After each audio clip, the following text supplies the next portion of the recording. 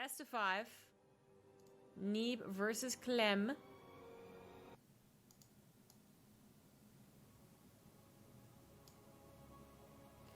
You think you should move the EPT Cups to replay casting instead of live? God, no. God, Jesus. I hate replays.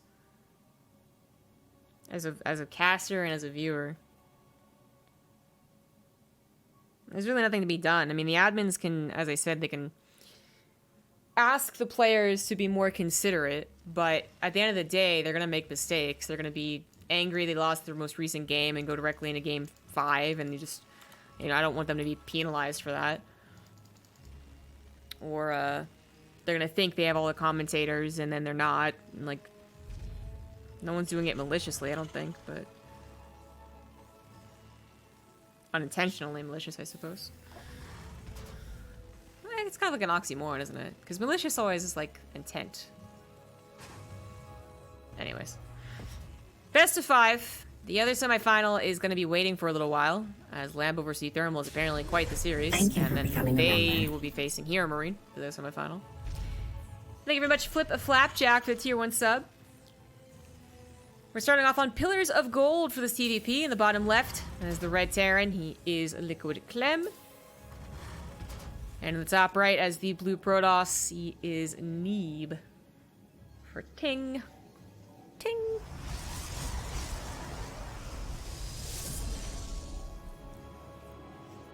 Neeb and Ting go together like peanut butter and jelly. Where would one be without the other? Well, let's be real. They both probably be fine.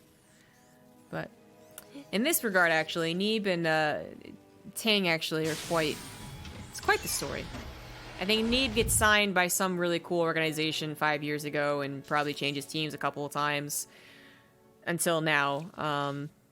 Maybe even gets picked up by Team Liquid. You know, that actually would have been a really cool pickup. But instead he got picked up by this thing called Ting, who has a couple very passionate fans. One in particular, Jesse, who has moved on to bigger and better things.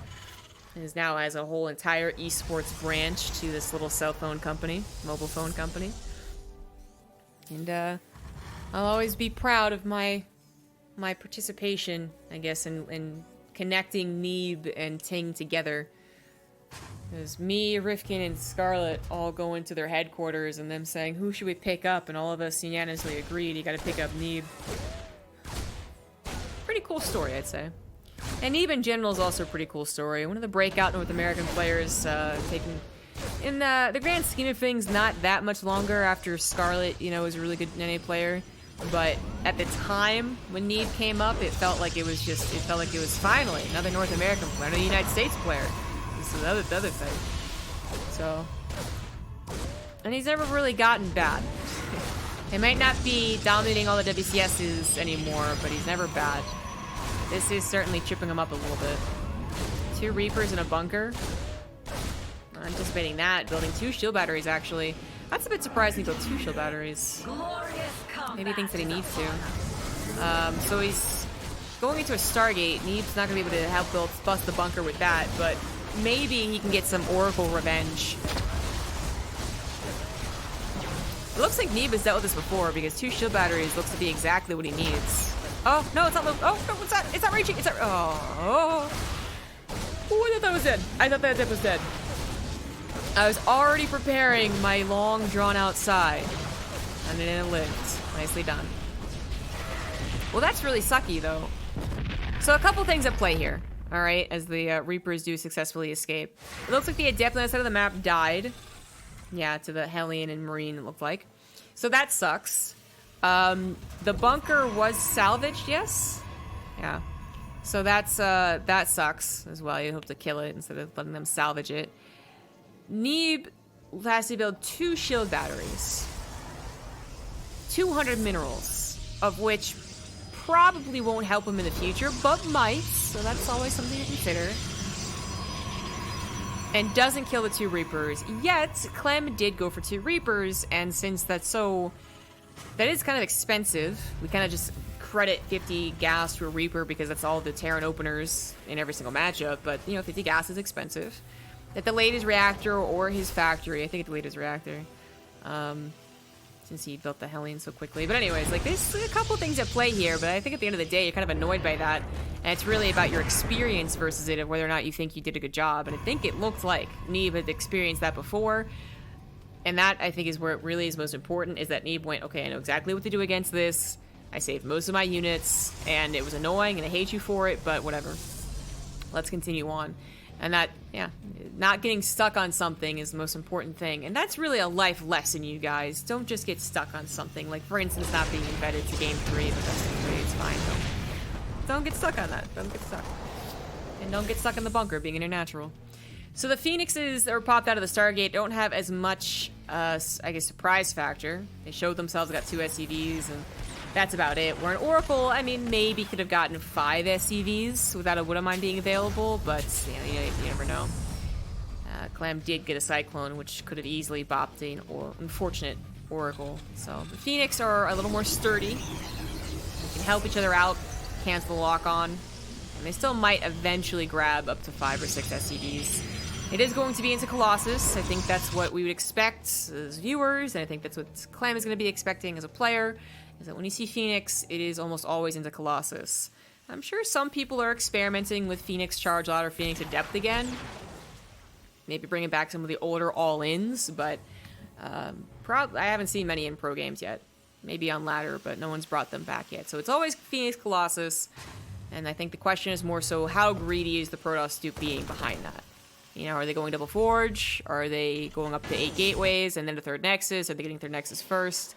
Those are some of the more important questions, I think. In this case, Neeb actually is just entirely not getting a forge. So you would not call this greedy, but he is getting a well-timed 3rd Nexus. So there is that to consider. It's economy greedy versus technology greedy. So that should give him, I want to say, like, an extra Phoenix, right? At very least 1 extra Phoenix. Actually, yeah, I'd say 2 extra Phoenix.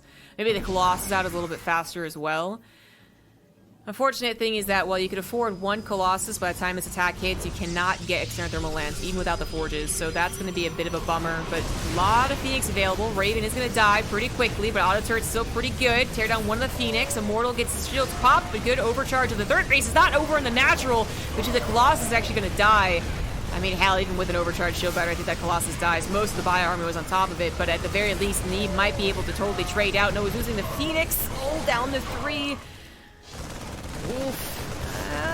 He does at least kill the entirety of Clem's army, right? That's the thing about Phoenixes is that they hopefully ensure complete defeats. If you commit to something, you are absolutely committing to it. And Medivacs should not be underestimated in their costs. Sometimes it feels like, oh, it's just Medivacs, you know, whatever, but they are important to the Terran army. So that's that was a trade. That was a trade. Sucks he lost his Colossus, but, you know, for Clem, he lost his Raven, he lost his Medivacs. And he didn't really dig into the economy either, so he got 1 pretty important unit, maybe a couple sentries, literally 1 sentry. I think the biggest damage was all the Phoenix that went down. That kind of sucks, because you do want to have at least 5, right? Which is exactly what he's going up to. Alright, he's going back up to 6. Trying to get some revenge, knowing that the Marine count wouldn't be that high, the Cyclone's not there. There are some Widow Mines, though. There are some Widow Mines. Okay, he's not going to go into it. Colossus range is going to finish up with a 2nd Colossus on the way, and Gugugoi.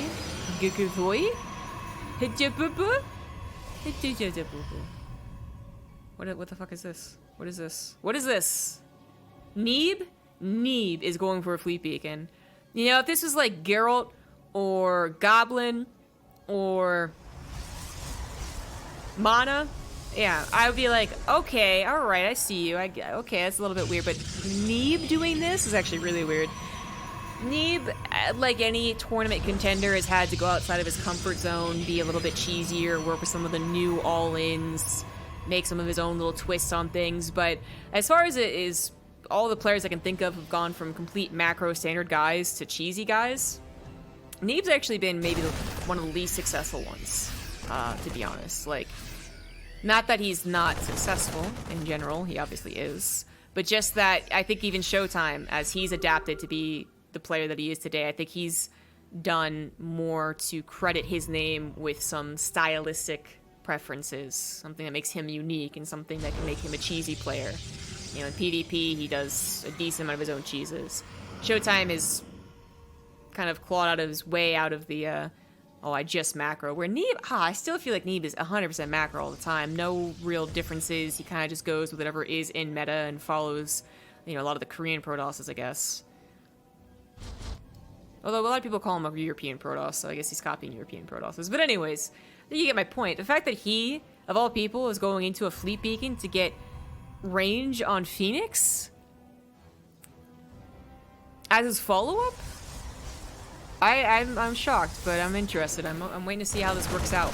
So the Phoenix count being lifted again and shown to Clem is something that should be alerting him, being like, okay, what is this? What's going on? Because, yeah, you rebuild maybe up to 6 or 7 because that's still only your only anti-air. You haven't invested into Blink or it's not done is usually the case. Like, that makes sense.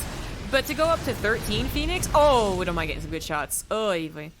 That's weird. And he also should be able to, at some point, determine that it has the Graviton, and Impulse Crystals. There we go. It has the Phoenix range. So he scans, he sees a very typical army. He can't tell if they have Blink or not. And he doesn't scan the main. So he doesn't know about the carry about to pop out, but he has Vikings. They're going to tear down the Colossus first. Unfortunately, Shield Battery is not going to be enough to save it. The Phoenix were a little late to the party, not doing their job, helping to protect those Colossus. Disruptor count's not very high, and Neeb recognizes that his army was not prepared for this. He was not in position, his army was not big enough.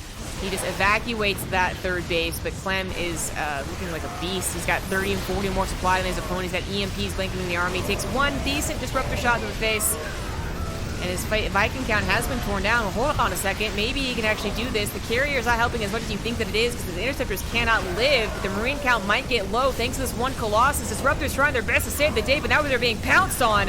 2 more Disruptors coming to save their buddies' lives. The Colossus isn't going to fall. It's not being targeted, so it is going to get a couple of these last kills, but good God, Neeb loses a lot in that trade. Maybe save this last Disruptor. Not even. GG. Neeb, I mean, he was losing, absolutely. He probably thought his supply was worse than it actually was. At the end there was about a 20-30 supply difference. He probably thought it was more like 50. But yeah, he was losing. There's no doubt about that. That was a very difficult army to rebuild, and he just taps out. Yeah, I wasn't convinced about that one. I don't know about that one. I'm trying to think of how that would be helpful in the way that he was hoping.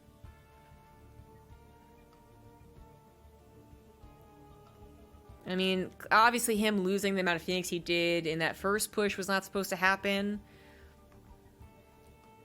And then him continuing to go into Phoenix, depend on the Phoenix, was probably not a good move after losing 7 Phoenix. But even if he hadn't lost those Phoenix, let's say he hadn't, does he get to carriers faster? Is that what happens? And then let's also think, okay, if he was prepared for the attack on his 4th base, how much better does that go? I guess maybe he has a couple force fields to throw down on a bit more of a choke. Maybe he actually uses that ramp on that 4th. And then has a better disruptor count. That wasn't the true test of that style, I think, is what I'm going to say at the... to sum that all up. Clem did typical Terran things, so there's not too much to talk about there, but Neeb did not get to showcase what his true plan was. The true power of that. So we're gonna have to wait. We're gonna have to wait for another day, another time where Neeb shows that to us again and doesn't lose as much with the first attack. Maybe he tries it again here. Eternal Empire. Macro map. In top right, it is Clem, up 1. In the bottom left is Neeb.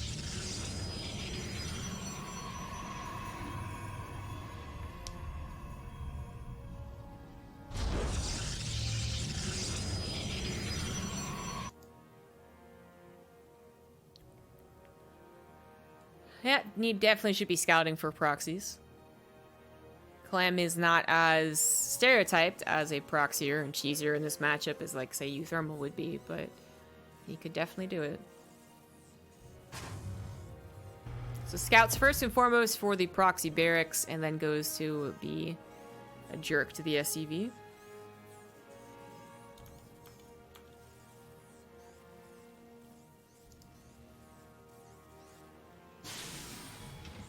Gonna see everything is as usual. Clem gonna go for his own SCV scout, as he did last game as well. So this does mean that you pull 3 SCVs off of mining, which it actually sucks. If you think you don't have to SCV scout, it actually feels pretty different. When you get to a point where the first 3 minutes of your game is pretty tight, you could even argue that it's, you know, it's close to what the pros do. You micro these SCVs, you rally the right SCV to build the gas geyser, like, and then you actually pull all these SCVs away. One to scout, one to harass, one to build the command center. You'll feel a difference. You will. In this grand scheme of things, does it matter even at the pro level? I mean, I'd almost have to argue no. I'm sure pros would disagree, though. But it's just one of those things where, like, yeah, I know it affects it, but I think it's really worth it. And I think, you know, oh, those could pop back. I think the temporary loss of economy in the first 4 minutes is usually made up for in the next 4 minutes, with however much damage your Word of Mine drop does, or however much damage your Cyclone does. In this case, hey, it's Proxy Stargate. Neeb is going to be applying a little bit of pressure to Clem, which Clem is scouting for. He is barely not going to see that pylon. Ooh. I guess he only saw 2 pylons. Third one was building. It's kind of like a PvP. He knows something is somewhere, but he hasn't seen it. He's going to go immediately into a Cyclone, which is a very good response to an Oracle. But it's not going to be as quick as you would like. Not when it's proxied this much. It's gonna be close. And Clem, I actually really like this. Clem figuring out that it's probably a proxy Stargate, even though he hasn't actually seen it. Oh, no, I take it back. Never mind. I thought he wasn't going to put any SCVs on the minerals, and then he did, so... Adept tried to help out, but the Cyclone is going to catch the Oracle, and the Adept will lose her life, and for not very much. Like I said, I thought Clem was not going to mine. He was just using this third gas, and I was like, oh, that's cool. Well, he ended up mining, but he didn't actually end up losing that many SCVs. And then I should emphasize that his very fast third gas geyser means something. And in this case, it means a fusion core being hidden in the bottom right, so... That fast of a third gas should be scary to Neeb. Not because now he figures, oh my god, he's battlecruiser rushing me. That's not your first instinct. But that fast of a third, it goes along with some of like the early game tank pushes that can happen. Where you build like maybe a Cyclone first because you thought you were being proxy, but then like tank, Viking, and you push with like 6 SCVs. I don't know if it's a sign of someone playing mech. Because it can also be a sign of someone wanting to go immediately into a Raven. But I think that Neeb needs to consider that gas is pretty fast. And with a Stargate, you'd really hope that your scouting is on top of things. But who's going to scout the bottom right for the fusion core?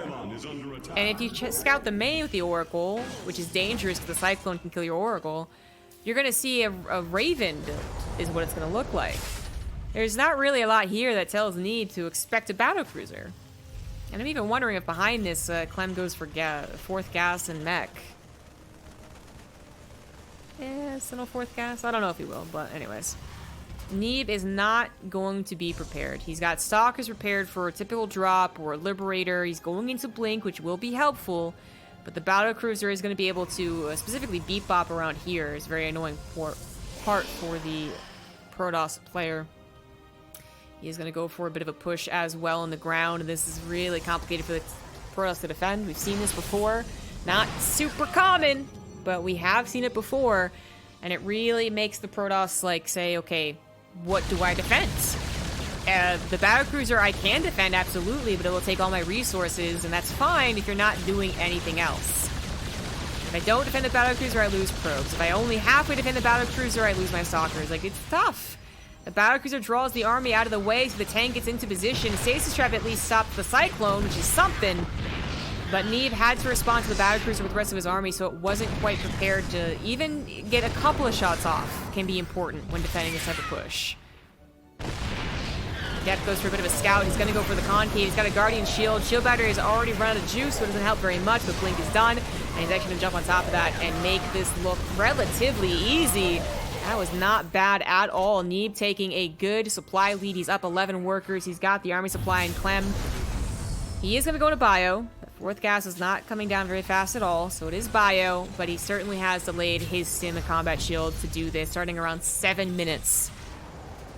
It's kind of late. I'm awfully surprised that Clem commits to Yamato and is going to get a second battlecruiser. Is that right? Did I hear a second battlecruiser? Yes. That's really weird to me. Especially because Blink is revealed. I mean, I guess the idea is you're going to use it like you would use it against a Zerg player, which is tuck it in a corner and say, nah, you can't catch me.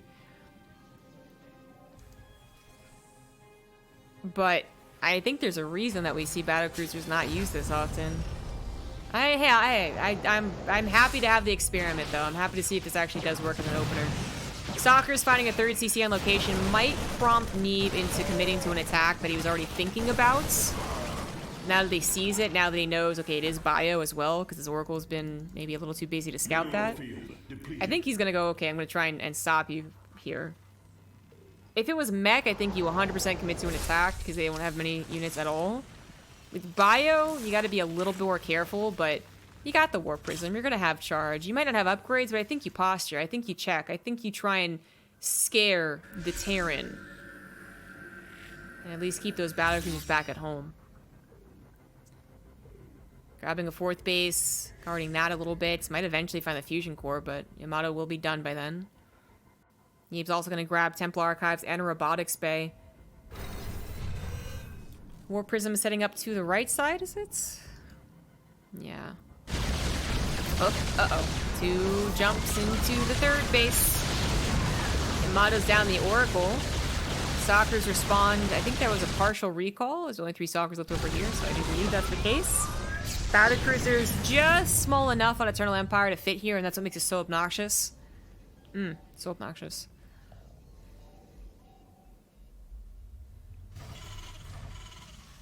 Neeb doesn't really get much of a chance to go for the posturing, does he? Clem's now finishing up Sim, Combat Shields, and 1-1, so definitely don't do it now. In fact, worry about their own push to you. I think I still would have liked something to be shown, but Neeb had to deal with the battlecruisers. Oh well. Oh, that's a pretty good stasis trap. That's a pretty good one. Widow Mine's gonna take out pretty much a single charge lot each, so not the best Widow Mines there. Very good defense once again from Neeb. Stasis trap also hit there. Oh wow. Battlecruiser's back in the third base though, with the harassment that Clem needs to do, but he's finally gonna lose one of these battlecruisers too late on the teleports. Shield battery helping one of these stalkers live past its due dates. Past its sell-by dates? Yeah, whatever. Oh, and that battlecruiser does live. But the rest of the stasis-trapped army is cleaned up, and this is looking really good for Neeb. The Lost Marauder getting sliced there by the Zealots. Clem is on a fourth base, immediately lifting that up and sending it over, already working on a Vikings and going up to his 2-2, so even on the upgrades. Clem did not have particularly fast Simmer combat shields, and his push looked quite weak after those stasis traps, but he is certainly matching Neeb on economy, on macro, I should say. Upgrades very similar, fourth base timing similar enough for PvT, and he is responding to the technology that he's seen, so building Vikings to the Colossus. One battlecruiser still has some potential to harass, but it's definitely not about the battlecruisers anymore. I guess I could call that a successful opening, though. I mean, it could have done more damage. We've seen that build end games. In this case, it did not, but it also didn't put Clem so far behind. I think what it does is it puts the pacing of a TDP in a different spot. Finds the fusion core. And that's actually kind of that's kind of nice, because now you know Liberator range is going to have to be reinvested into, I guess, if that even happens in this game. We're an Eternal Empire, and we're going up to 5 bases versus 4, so I feel like we might see Liberators, and I feel like Clem might want to get Fusion, another Fusion core at some point, but that's later down the line. But anyways, I feel like it changes the pacing of the game, right? It certainly is a different build for the Protoss to have to deal with, so it just with that, you're changing things up, which can be really nice. But for the Terran side, after committing to a battlecruiser, not just one battlecruiser, to 2 battlecruisers and Yamato, like that Sim Combat Shield push was not that fast. And then I feel like you are just now in the defensive after having 2 kind of failed pushes, right? So Clem doesn't really get a whole lot of aggression. They're both going to max out, and it's about who has the better concave, who's in control of the match. But Clem just only gets not many chances to use his Bio Ball. He's going to have to wait for Vikings and wait for Ghosts. But they both are getting quite well set up. Got ourselves a good old-fashioned macro game. Battlecruiser are going to go for 1 Stalker, no blink away. As Neeb is not really paying attention anymore. War Prism is going to go into the 5th base, into the 3rd base, and then get bopped. Too many Vikings. There's some really good coverage here for Neeb. He's got units and pretty... maybe a unit over here would be nice too, but good minimap coverage for Neeb. Clem is actually lacking a bit here. He's got a battlecruiser to the left. He's trying to take the Zelnaga now, but he does not have much vision. And you gotta figure Neeb's also maxing out, and that's indeed what's happening. He's maxed out, but I still think his army composition can be improved on. Neeb is finally adding those Disruptors, as well as a Dark Shrine, and is also adding on a Stargate, I guess, anticipating what is going to be a very long game. But what... Was there not a unit here? Did I imagine that? What happened to it? This is awkward. I just complimented Neeb's vision on the map, and now he's gonna get surprised. And now what is his response? He does bop a planetary very, very easily, but how does he recall? Is he gonna recall? Disruptor's looking for the good hits. There's 5 of them available, but Clem should be paying attention to his army. The last minute split? Not really, but it's not the best hit either. That one not getting very much. Vikings end up landing. That 3rd Disruptor is not gonna pop out from the rope. What the fuck? Okay, no, it did it. It did not. Down to 2 Disruptors. SCV's going down on the other side of the map. There's a base trade. I love base trades. Hells yeah. And this 1 Disruptor also not getting a good shot. Look at that. Splitting Vikings. Who does that? Who does that? Crazy. What does Clem have in the defensive? He has a couple of units on the high ground. Maybe an opportunity or 2 for a couple EMPs. But I don't think he has much to actually kill the army of Neeb. They both are going to have their production camped in just a second. Losing +3 attack hurts. They aren't even upgrades. +1 flyer apparently is on the way, but not anymore as it is stalled out. Recalling the probes, actually, to the bottom right, 4th, 5th, whatever what it was. That was not what I was anticipating the recall to be used for. The entire main base of Neeb is going to go down as he finally returns home. Something that Clem is going to figure out as he's allowed to put his 3rd CC back down location. It's 60 probes to 31 workers, 114 army supply for Clem to Neeb's 100, but Neeb has still a fairly good army. Lots of micro potential here. Stalkers could catch some things. Those Vikings could have been left on the ground accidentally, but they are in the air.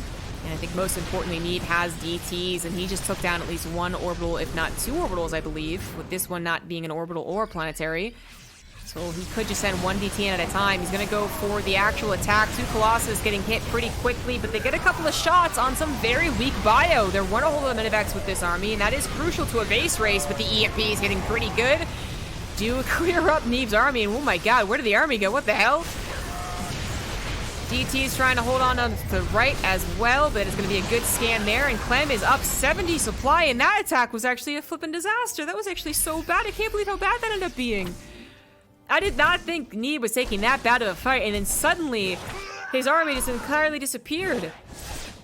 The DTs that they've been saving up at the 4th base, I guess half of them went to defend, half of them went to go attack. EMP being used to reveal them. They are going to see only 1 base mining and another base still not in orbital, so Neeb absolutely should not be tapping out yet. He has 2 bases and a pretty full economy. He could replace the army, but he can't really replace the technology, and that's what he's really missing. Desperately trying to get some Immortals is not actually bad at all. Very heavy Marauder count. Even the Vikings going to be helped out with the Immortals. Helping to kill with the Immortals. Like, this is not a bad situation, but if Neeb had been able to save his Templar Archives or his Robotics Bay, I think especially, I think he'd be in a better position to bring his army to a similar count. That one battle cruiser trying to help out in this weird game is barely not going to get... Oh, it did! It got the Amato! It does go down. Liberator's now being available, and Neeb does not have that many stalkers to try and tear this down. He needs more of an army just in general to help clear this up. He's got 4 Immortals that are going to do very well against this army, but are they going to do well enough? There's not a whole lot of charge lots, and more reinforcements coming from the right side as he blink in. That's not going to work out very well. The Immortals get jumped on with no protection, and that is game. Clem with the 2-0. Ay, ay, ay.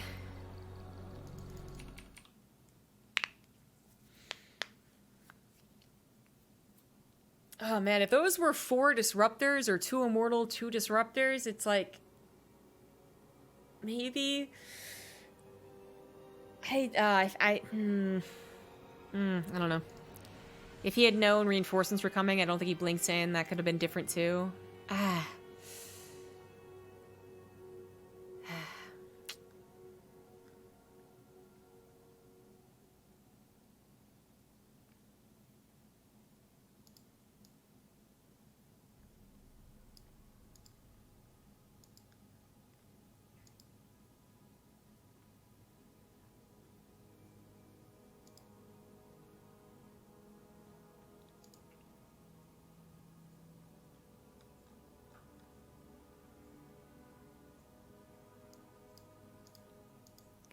What happened to that unit that was on the right side? Like there was a blue dot on the mini map, exactly where Clem's arm was going through.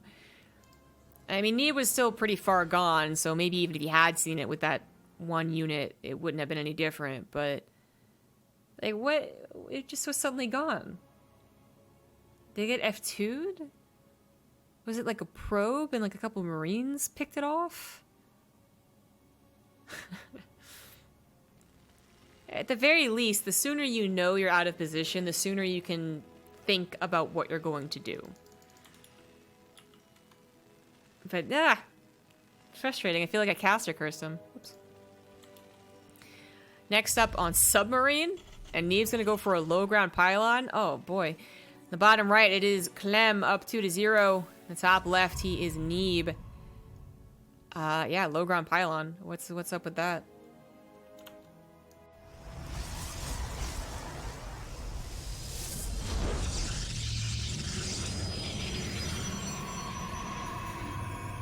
Okay, so he's gonna use the shortness of the map and try to make it appeal more to him than to the Terran player. Submarine is known as being, you know, worse for Zerg, that's for sure, and then generally better for Terran, thinking that the Terrans are going to be able to use that short rush distance more. They can both defend and attack a little bit better from their third base. Their attacks hit a little bit quicker and more timing, more build focused, and blah, blah, blah, blah, blah. But the actual truth is that when it comes to short maps, there's some perks for a race or two, but there's also just this one thing that affects everyone, and that's when you get a lead on a small map, you stay with the lead on a small map, right? And that affects everyone. So when we watched Cyril on Submarine and we're like, wow, he made this map look like totally Zerg favorite, it's because he had a lead. And once he had a lead, it was just insane to even try and come back from there. There's no wiggle room on a small map.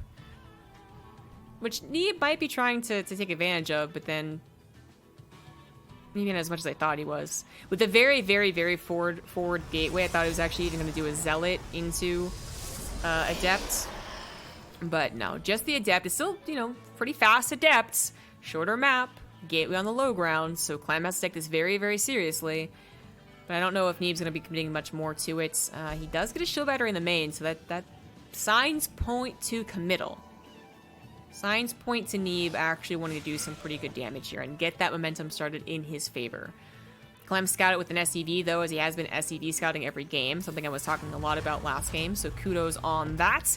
The bunker has to come down stupidly quickly, though. It's actually very uncomfortable to mess up your build to defend against this, but it's something you gotta do, because that Adept is not a big deal. Second Adept's bigger deal. Third Adept is the biggest deal. If you don't have a bunker done for the first Adept, you just don't have a bunker done. Adept might end up dying here. Oh no, she's gonna live. She gonna live. Did it die? Oh my god, Clem. Clem! He killed that adept. That was kind of close. Hey, these Terran players, I tell you, man, they're too good. Too gosh darn fancy. Alright, well, the bunker was done anyway, so I wasn't really thinking that Neeb could do very much more. Depth in the natural. Not gonna have to sacrifice herself, but the Hellion could chase. And that's when things get scary again. Neeb committed to that forward gateway, which could bite him in the butt later, but that's for down the road if a tank starts to kill this production, if that happens. More so, he committed to that shield battery. He committed to the Cybernetics core long before the Nexus. And I don't think he's really gotten what he wanted. A very slight delay in the command center and, what, 1 or 2 SCVs? It's not the worst opening, it's not the best opening. Hellion's gonna try and even things out a little bit more. I would not pull probes into this. Like the opposite of what you want to do. 2 probes gonna go down, probably a 3rd one. Gonna go for the main scout, actually. See what's going on in the main. Twilight Council is not researching anything, which is actually kind of weird. I'm a little bit worried. What is Neeb's plan? Neeb is microing against the Hellion and microing his adepts on this side and is not going super well. I guess it's okay.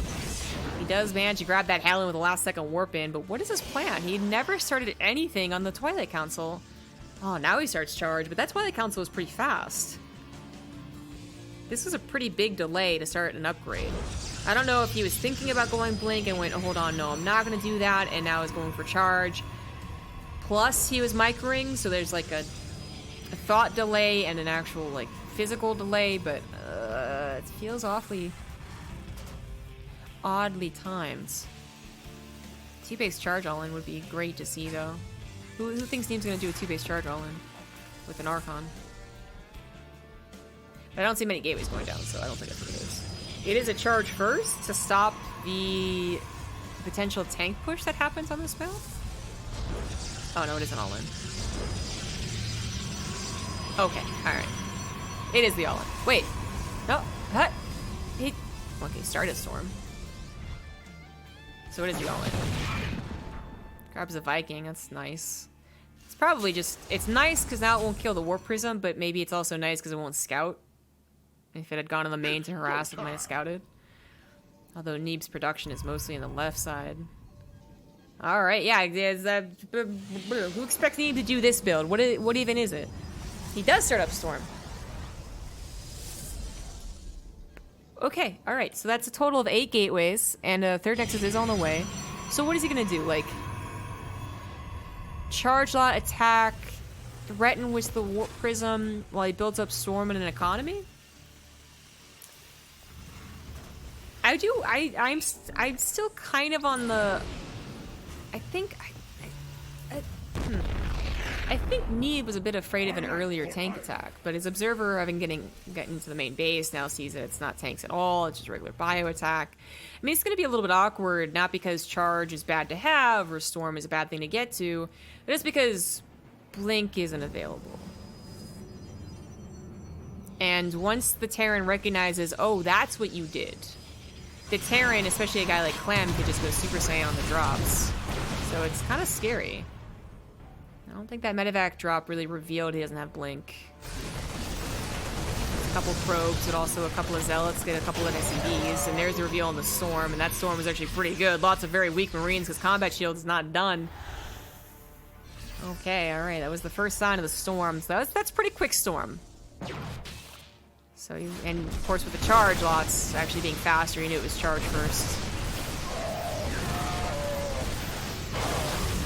He just has to skedaddle. Oof. This has done very well so far. Very well indeed. Just the order of things has me a little confused, but...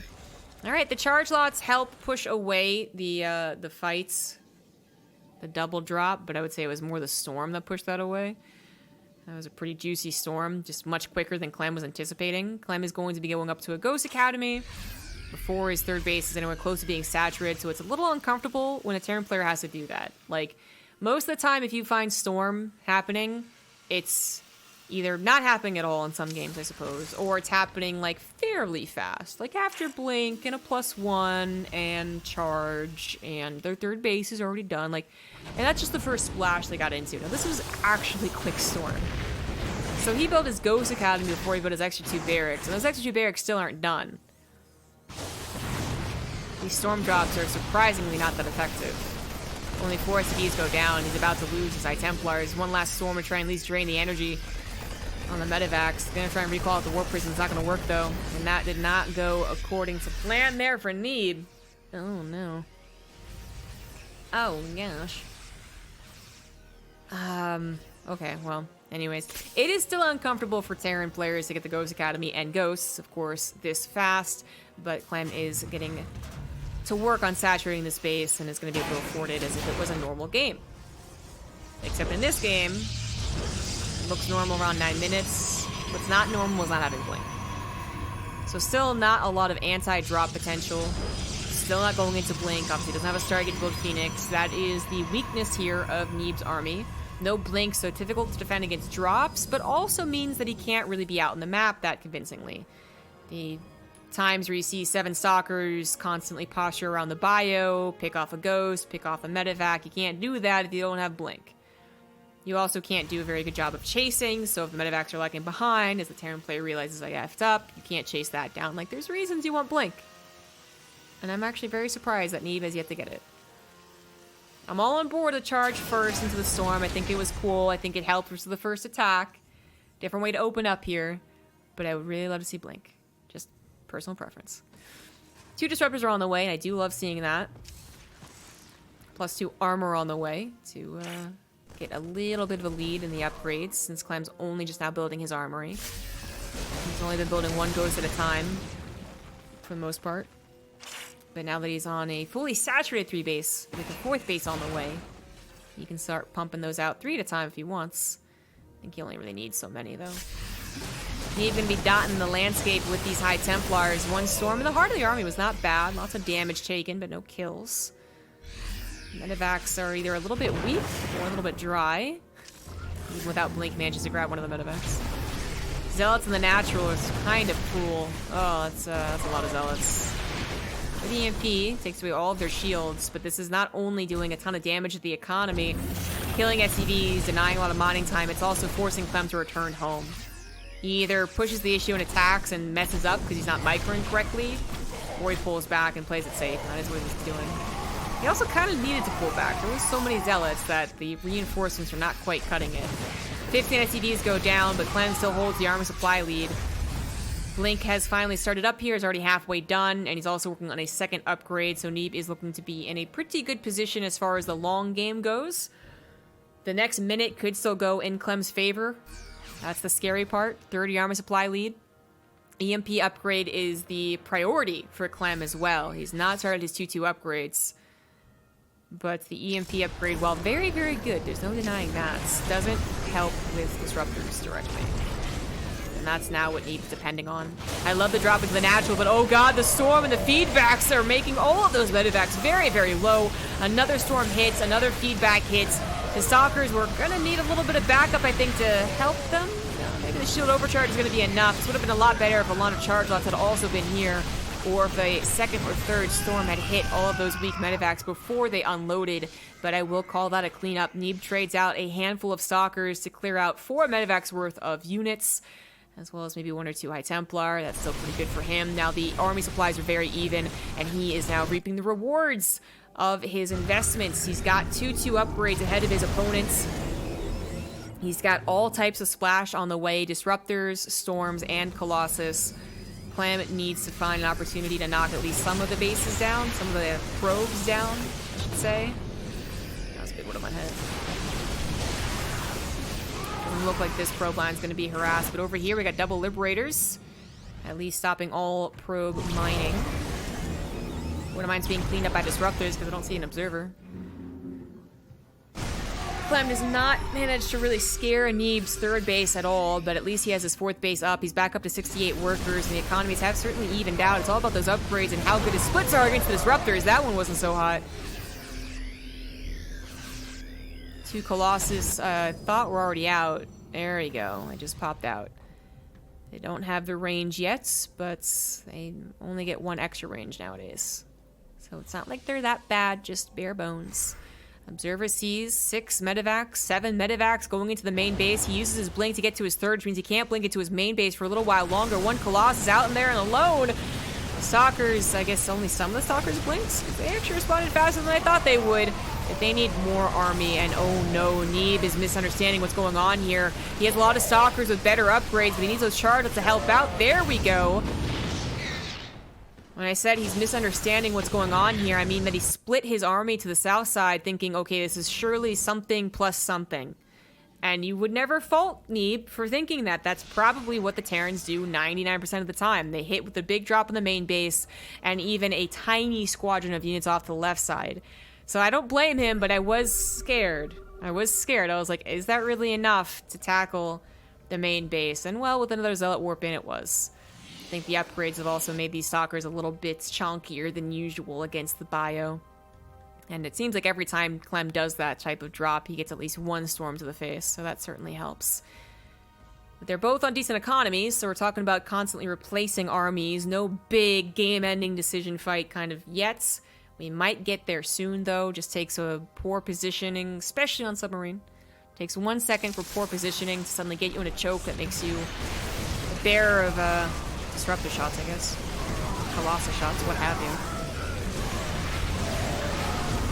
Disruptor's trying to get some good shots. I mean, it's a big concave for Clem, so he kind of just has to move out of the way. A lot of the fodder for Neeb has died, leaving most of his Colossus and Disruptors a little alone, but there's the rest of the Stalkers. A couple Archons still were alive as well. No cleanup on the Wood Mines is always very scary, but yeah, Clem still not taking game-ending types of losses, has certainly lost a decent chunk of supply. Good memory there to clear up every last Widow Mine. Well done. These two in the main base could be problematic in the future, but so far, not much to be said there.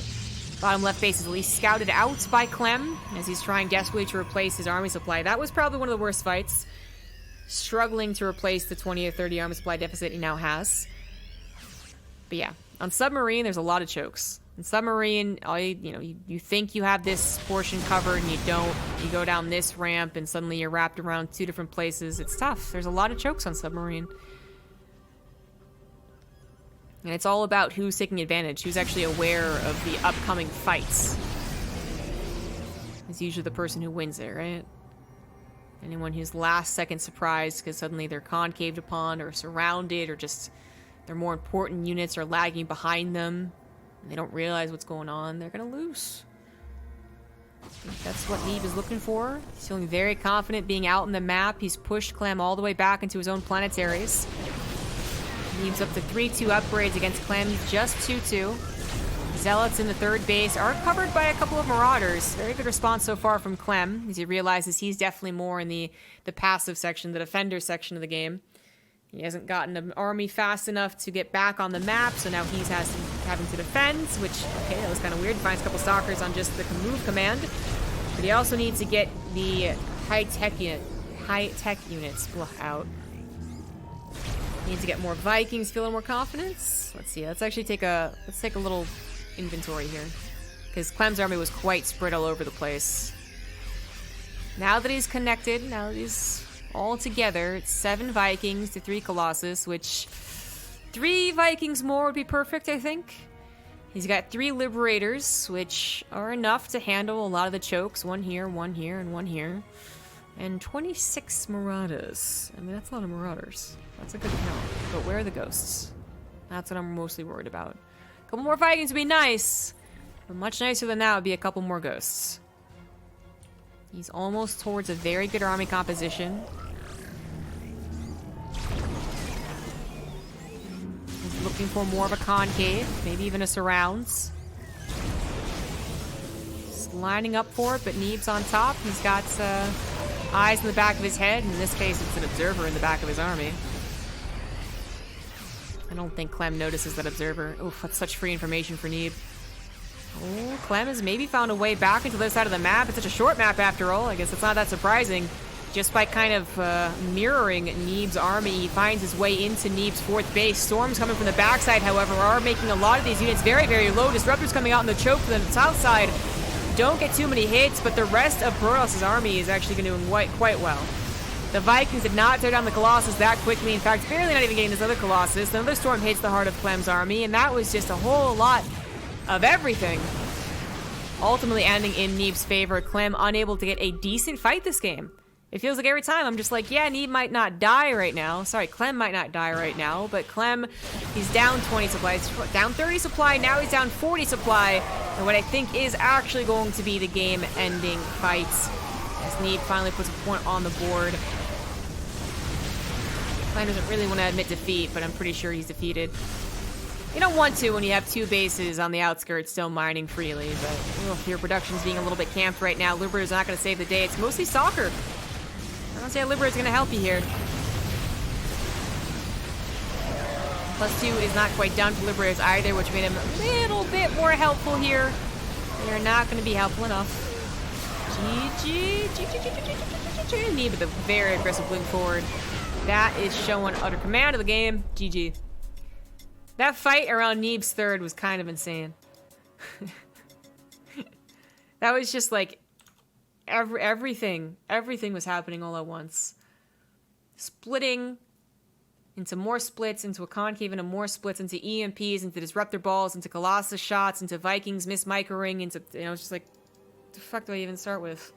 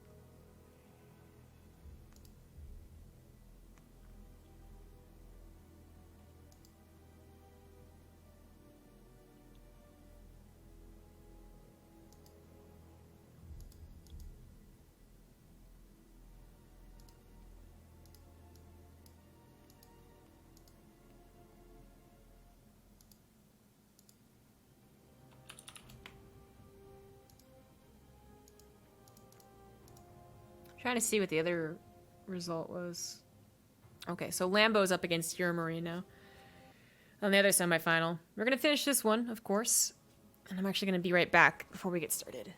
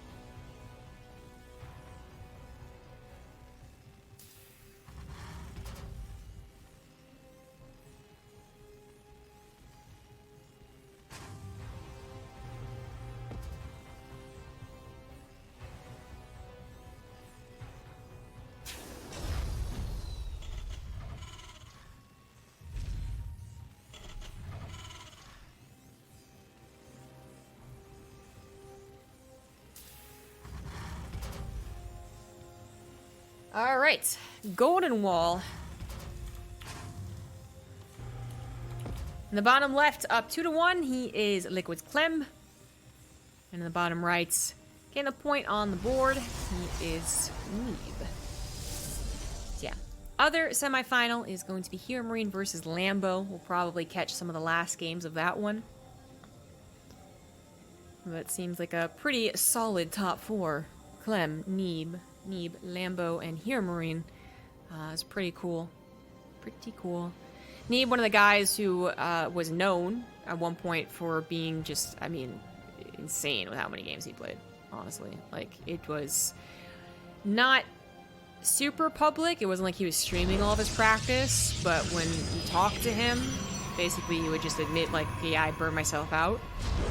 His way of getting better is to play on every single region at any hour of the day with any amount of ping and constantly. And that's, of course, going to burn people out. That is basically Neeb's biggest weakness, is not necessarily that he's not the most diverse player, right? That he doesn't cheese too often or that stuff. It's not that he gets thrown off anymore. At one point, his mentality was probably his weakest point. He would lose a game and not be able to recover. Now, at this point, I'd say that it's still just his 100% or 0 approach to practice. I think he's gotten better, but I haven't talked to him in a while, but... Absolutely. He was just literally 6 hours on NA, 6 hours on EU, and then 3 hours in Korea or something. So to see him playing in this tournament is not too shocking, but it doesn't happen that often. And to be fair, even when it does happen, he doesn't always make it to the round of 4. He loses out earlier. There's something very interesting happening. We have the 3 racks in the way, don't we? Wow, okay, yeah. Yeah, all right. So anyways, yeah, Neeb being in the round of 4 is really cool. Kind of that's what prompted that. I'm talking about the round of 4. So I'm really happy to see Neeb in the round of 4, but Clem has been constantly in these leagues in Europe and North America. He's been participating in the Open Cups, and he's been doing quite well, quite well. So if he takes this, wouldn't be surprised. Already reacting to the scouts as we had another low ground expansion. Sorry, low ground gateway, and obviously a low ground expansion. So bunkers up. Marines are ready. Not much else to be said here. Reaper died, so that kind of sucks. Marine dies. Look at that. Neeb's really desperate to see a factory. Seeing no factory doesn't mean that there's not a factory, is the sucky thing. Let's say around 80% of the time, if a Terran player does not show the factory here, they still have a factory somewhere. Here. But it's usually here, right? So this should already be making Neeb a little bit nervous. But otherwise, the differences of the 3 racks and a 2 racks when it comes to 3 racks or 1-1-1 when it comes to scouting that second base, there's not many differences. You don't get a faster or slower third gas really than a 1-1-1 like Widow Mine drop. So eventually, if you keep a depth shading, you'll see a certain number of Marines that make you go, wait a second, and then you'd be a little concerned, but you might still be doing an unideal build. In this case, Neeb's actually doing an okay build, I would say, if he's building at home, and that's the difference, though, isn't it? He got charged first once again in this game, but he's using it a bit more aggressively. He's got 4 gateways and a warp prism already heading into the main base. Using another set of warp-ins there too. Is this going to be a bit of a base trade? No, Clem is going to pull back. And it looks like Neeb's attack hitting just that bit faster is going to reward him with a very promising start. Very promising. Of course, there's also scouts, the 3 racks, so if Neeb was kind of concerned about it, now he confirms it, but also knows that I just pulled all of the army back. I forced a stim as well, which is considerable with the 3 racks because they do not have medevacs available, and not for some time, as the starport only just now starts. Neeb should be feeling very good about this start, but he knows that he still has a lot of bio to deal with. If they suddenly show up, if he underestimates the size of the map and how fast they can make it across the map, and he screws up his timings, oh, he'd lose a lot of his army. Because so much of his army was in these warp-ins over here, but as long as he keeps tabs on it, and now an observer is on that army, he knows I'm totally fine. It would have been super, super dangerous and just an absolutely, like, immature move to use this stimmed army to go across the map, but I can almost guarantee that in Clem's earlier days, when he was still, you know, masters something or another, that's exactly what many Terran's responses would have been. Just been like, oh, F it. I'm just gonna go across the map. I'm committed to my 3 racks. F you. But no. Taking the chill pill, keeping it okay, is going to mean that he does not take any further damage from the start, the gateway, the charge. But it also means that Neeb can feel very comfortable about doing whatever the hell he wants to do. That's the unfortunate thing about it. That's the scary thing. You get your 2 bases up, you get to your medevacs, your 3rd CC starts up, and you're like, okay, I didn't die. But then this entire 2-minute period before you get your medevacs out, Neeb's like, Third Nexus, Double Forge, Colossus, High Templars. Anything goes. So. Now Clem has to deal with a Warp Prism, constantly biting his butt. Constantly threatening to jump into his natural or his main. He has to deal with Colossus, of which a high Marauder count and a Concave will deal with it. But only in perfect scenarios. In this case, the Warp Prism just buys a heck of a lot more time. 7 SCVs go down with the save of the Warp Prism and the save of 4 Zealots. Pulls back the army, forces another stim when medevacs are still in low numbers. And I feel like Neeb is just all over this. I really feel like Neeb has to just underestimate Clem's remaining army to die. Right? He has to be like, oh lol, I'm winning, let me just move ahead and get surrounded to die. Otherwise, while the supplies don't look that bad, this game feels terrible for the Terran. It doesn't feel good. This is where I guess keeping your head down and just, you know, keeping trust in your mechanics and your later game could pay off well for Clem. How patient can he be? So far, pretty patient. I mean, he wanted to move out. He wasn't able to, but he doesn't rush to pick up all of his units in his medevacs and go across the map. But if he doesn't have any pressure, then Neeb might actually get the chance to be the one to be the aggressor with his main army now. Got his third base up, it's totally saturated, has his +1 attack done, has gateways finishing up, has a Warp Prism, obviously. He's gonna go for the attack, and Clem, he's gotta get a Concave. His army is not terrible. It's a higher armor supply, technically. It's got a lot of Marauders to soak a lot of the shots from the Colossus.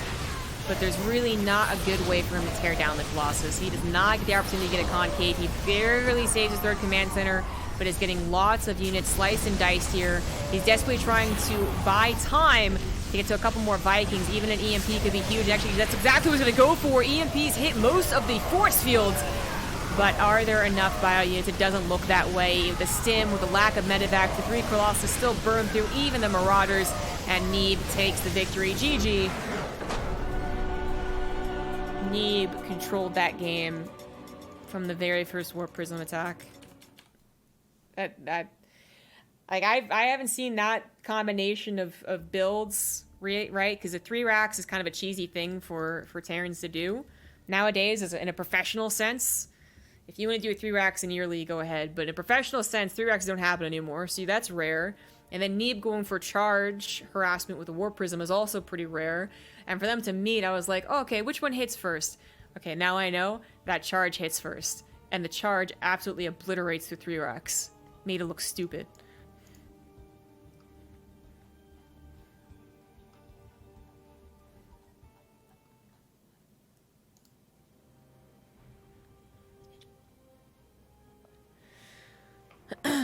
So game number 5 it is. On Ice and Chrome.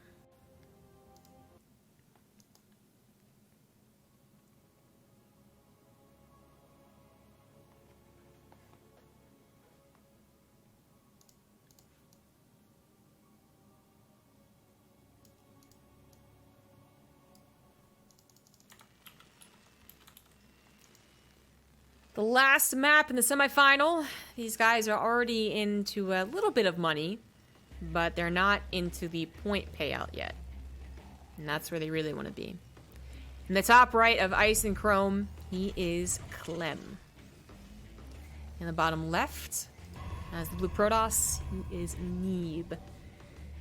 And just this series, man, proves that his mentality problem back in the 2015-16 era, was it? Oh god, it was so long ago. Oh my god.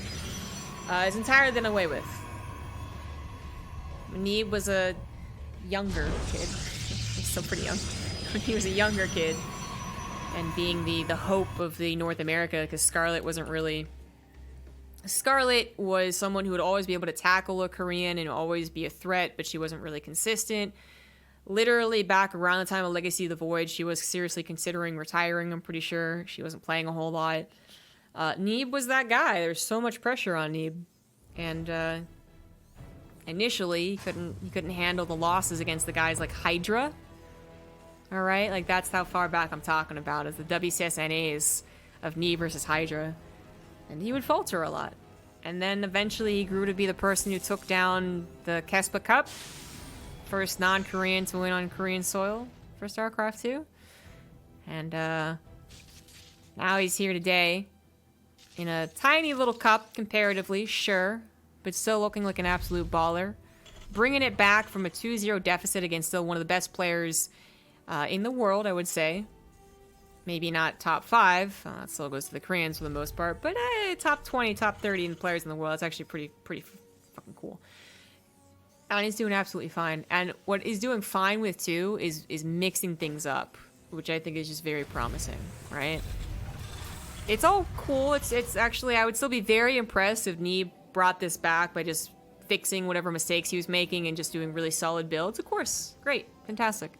But the fact that he's also willing to change things up, go for some charge first builds, go for some fleet beacon builds, I mean, that's just cool.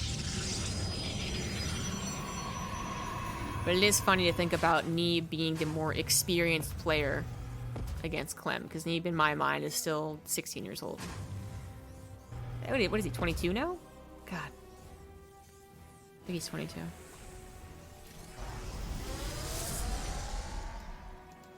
Actually, the more I think about it, the more it's freaking me out. I don't like this. The fact that Neeb is actually 5 years older than Clem is kind of freaking me out.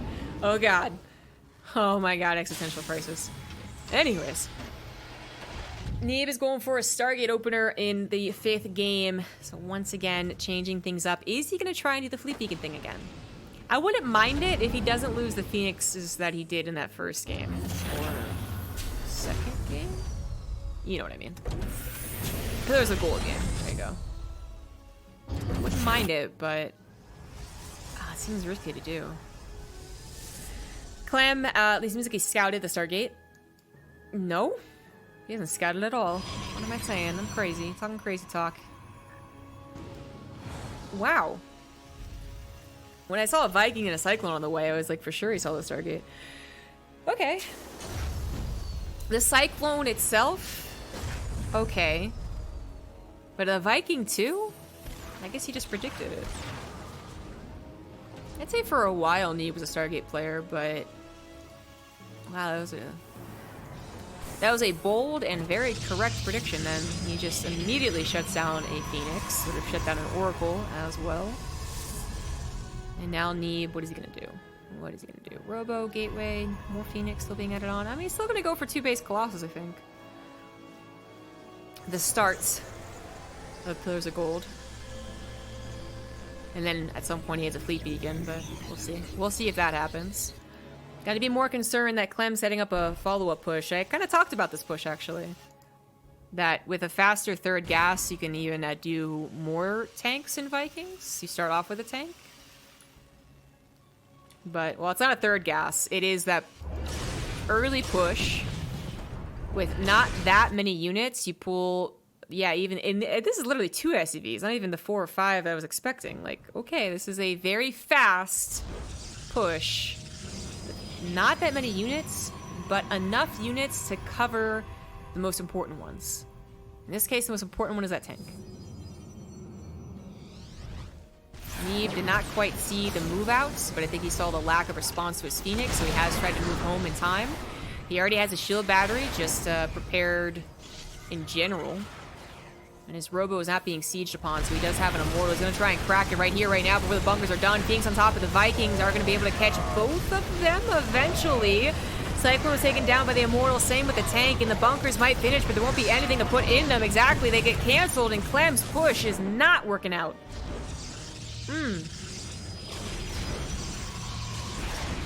Good hold there from Neeb. I think the thing is... Oh, he even grabs that one last Viking. I think what Clem was hoping to find was someone without a shield battery and someone without warp-ins. Literally like a, hey! And they just go, oh my god, where'd you come from? So imagine a world where there's no shield battery and Immortal wasn't started and also the warp-ins were, you know, stopped because he was getting robotics bay faster, he was getting a 3rd Nexus faster. That push can even kill a Protoss who's being a little too greedy and too little unaware of what's going on. Instead, Neeb had everything I just listed out and made it look like an easy hold, and now Clem might, he's gonna survive, he's not gonna die, there's no reason he would die, Neeb is not prepared to kill him, but Clem has to be the defender, and being that more uncomfortable, oh god, now I gotta try and get my third CC out, and I won't have very much positioning on the map, and it's just very uncomfortable for the Terran player. Neeb, he's not in a great position like he was last game, which felt like he was slaughtering Clem without doing very much. Just basically sending a Warp Prism in and going, haha, I gotcha. But he's in a good position. Third Nexus is done, already got enough probes to transfer over and basically saturate it. Working on the Colossus count, working on the Extended Thermal Lance count. One thing he does not have, again, he does this version of this build, I guess, is that he doesn't have a very fast Forge. So, upgrades are going to be in favor of the Terran for at least a little while. The Neeb, the world is his oyster, man. Do whatever he wants.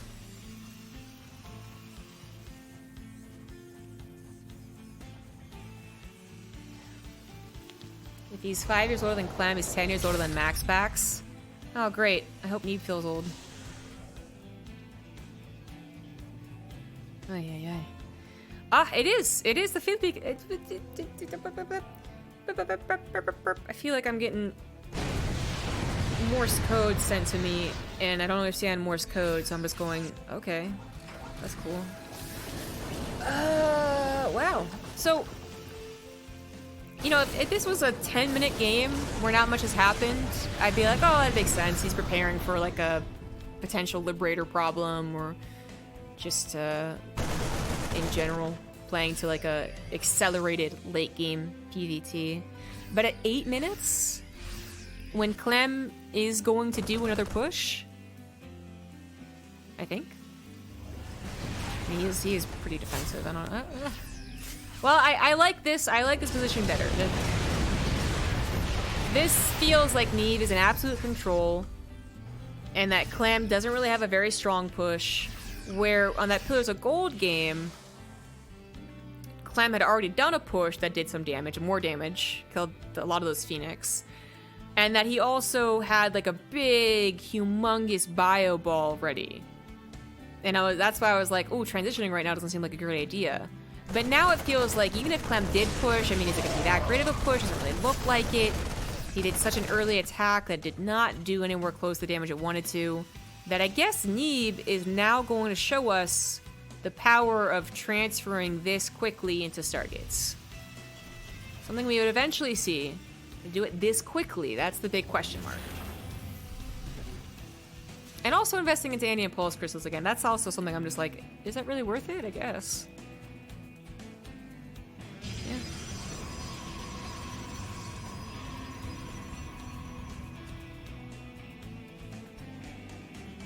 Fourth base already saturated. Neeb at 80 probes. Catches 2 medevacs on the flyby. Easily takes down the Marines because those Fiends, they got +1. Which actually, he got a Forge and then didn't really use it that quickly. Only 30% into +1 shields. Because he is full on transitioning into, oh my god, he's not even upgrading his ground army, you guys. What the hell? Like, technically he is, but this, make no mistake, this shield is mostly because he's also going for carriers. Like, what? This is a very fast transition into super late game PvT.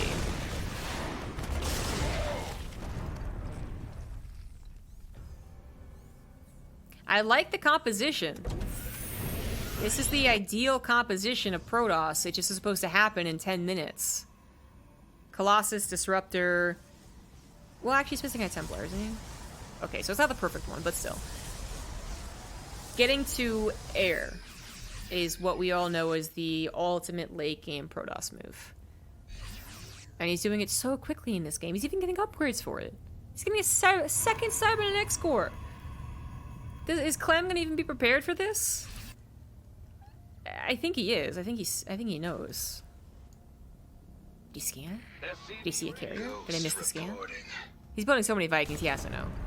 I think he knows. I think probably just based off the Phoenix count alone, he's like, oh, you're doing that thing again. 4 Vikings at a time is kind of scary. Like, carriers are cool, but they're cool when they're protected. right? Just alone, they're really not that scary anymore.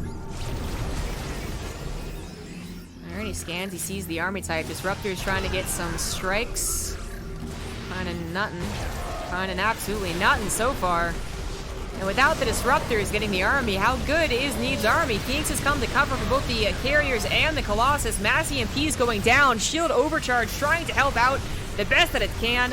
Tanks are finally getting sieged up, but 2 Disruptor balls will take out most of them, and the carrier count still has not been touched. 6 carriers, although not many with any interceptors.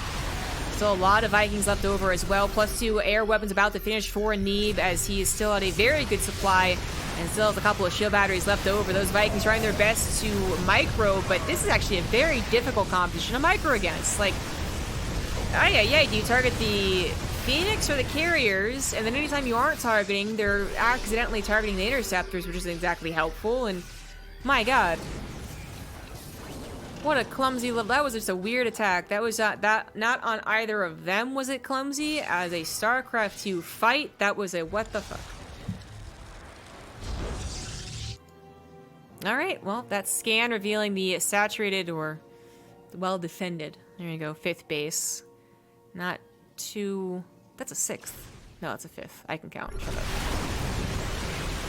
No. Anyways, that's already situated. That's already all set up. That is not a great feeling, but Clem is not that far behind. He's gone to his 5th base, turning it into an orbital, actually, as he thinks Neeb is not going to do much harassment, and he might just be right about that. Also has 2 extra command centers going over to the right side. Has stalled out on his upgrades for a little while. Definitely wants to start up 3-3, but not only that, wants to start up +2 ship weapons of his own. Another fight, but Mothership is available, so now he's got to use scans. And this is when it gets a little bit scary. Don't ever run out of scans. Don't mule. Vikings are doing a decent job. Oh my god, he actually jumps off of the Disruptors. Are you kidding me? What a move! What? Who would even do that? I don't think it worked out, but did it? Wait, did it? Did it actually work? What the what?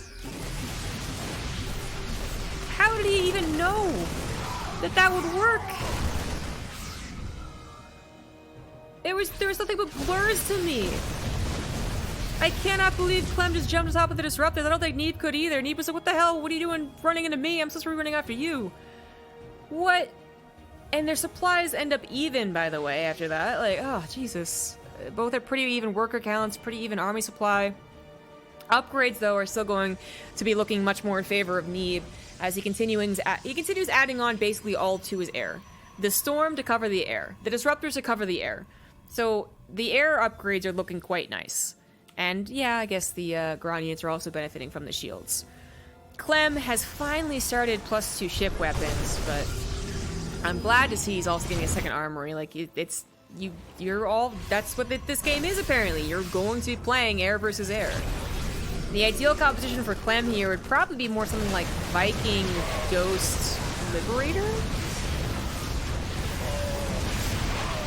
I can't believe he's taking this fight. I cannot believe he's taking this fight. The EMP might have been good, but like, oh my god. He's just thinking he can take on the Interceptors, and maybe he's right. Disruptors come out, force him to split a little bit, and his army is lasting so long. My god. But while it lasted longer than I thought it would, it does end up the way I thought it should. And that Neeb is maxed out because none of his actual units got touched, and Clem is forced to retreat and think, what the hell am I supposed to do against this? I am so shocked he still didn't fight. That was weird. Now he regrets it, I think. When Neeb's coming in with a maxed out air army, with just a couple of disruptors on the ground to help cover, and Clem does not have a strong enough Viking count. Oh my god. Clem had to have been using his Vikings so well to handle this. It's so difficult. And he was hoping that he wouldn't be harassed, but now DTs are coming in and stopping his mining. Mothership is going to get target fire down. That's the good news. Disruptors going after the Marauders don't even really get that many good shots, but the Vikings are not targeting. GG. GG. Okay, mass air, mass carrier working out again. It's all the way back to 2012. I don't know what to tell you. how bad that looked in that first game to end the series with making it look stupidly overpowered.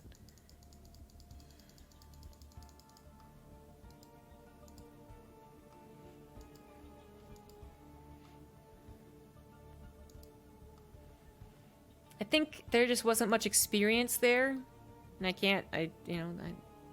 that makes sense to me. You don't experience that type of game that often at their level in that matchup.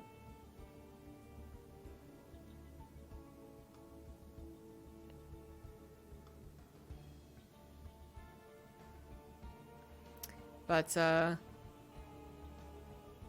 think what would have had to have happened there, I think more Vikings, and you have to literally scoot and shoot. You have to bop in, take a carrier out. Like, you have to get to enough Vikings to one-shot carriers, is the first step. Second step, move and shoot. Bop, leave, bop, leave, bop, leave. Second thing, good EMPs. That air army does clump those, so it shouldn't be that difficult to do. Third, I guess you could maybe go for Thors instead of trying the old Viking Ghost. Try to go for Thors. But it's difficult because you have to completely change your composition, your production. You don't have any factories at all. And yeah, I think Liberators. I think that you just need more Vikings. I think you just need 25 Vikings. And 3 Ghosts for EMPs. And, Liberators as well. To help scare off the Disruptors. Still comes down to a lot of positioning and micro, though.